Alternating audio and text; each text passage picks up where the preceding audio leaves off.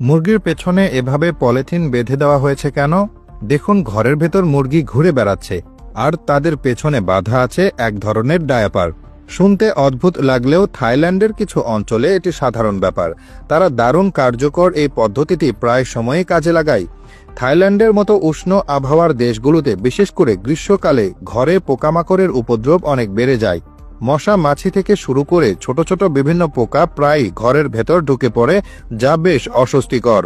এই সমস্যা থেকে মুক্তি পেতে অনেকে রাসায়নিক কীটনাশক ব্যবহার করেন, যা মানুষ ও পরিবেশ উভয়ের জন্যই ক্ষতিকর। কিন্তু থাইল্যান্ডের গ্রামীণ এলাকার মানুষেরা এর জন্য এক প্রাকৃতিক উপায় বের করেছেন। তারা তাদের মুরগিদের ঘরের ভেতরে ছেড়ে দেন। মুরগি পোকামাকড়ের দারুণ শিকারী। তারা খুঁটে খুঁটে ঘরের কোনায় লুকিয়ে থাকা সব পোকামাকড় খেয়ে ফেলে, ফলে কোনো রকম রাসায়নিক ছাড়াই ঘর থাকে পোকামুক্ত। কিন্তু এখানে একটি বড় সমস্যাও আছে। মুরগি ঘরে থাকলে যেখানে সেখানে মলত্যাগ করে ঘর নোংরা করে ফেলবে, এটাই স্বাভাবিক। এই সমস্যার সমাধান করতে আসে সেই পলিথিন বা চিকেন ডায়াপারের আইডিয়া। মুরগির পেছনের অংশে হালকা করে একটি ছোট পলিথিন বেঁধে দেওয়া হয়। এটি এমনভাবে বাঁধা হয় যাতে মুরগির চলাফেরায় কোনো অসুবিধা না হয়, কিন্তু তার মল সরাসরি সেই পলিতে গিয়ে জমা হয়।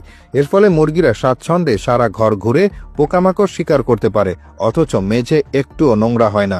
দিন শেষে পলিথিন খুলে ফেলে দিলেই হলো।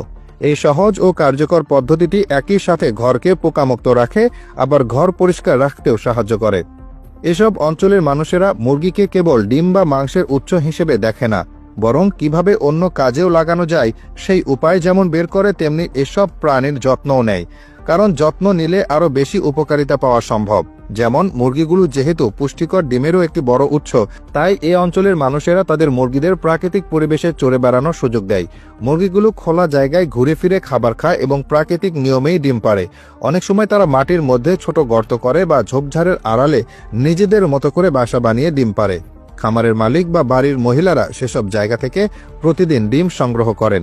এই ধরনের প্রাকৃতিক পরিবেশে বেড়ে ওঠা মুরগির ডিমের স্বাদ ও পুষ্টিগুণ খামারে উৎপাদিত ডিমের চেয়ে অনেক ভালো বলে মনে করা হয়। ডিম সংগ্রহের পর সেগুলোকে বাজারে বিক্রি করার জন্য তাদের রয়েছে এক ঐতিহ্যবাহী পদ্ধতি।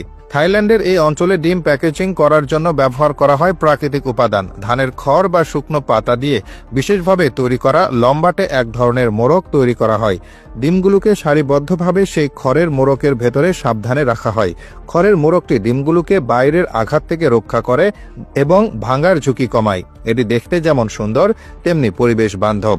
ব্যবহারের পর এই মোড়ক সহজেই মাটির সাথে মিশে যায়, যা প্লাস্টিক দূষণের কোনো সুযোগই রাখে না।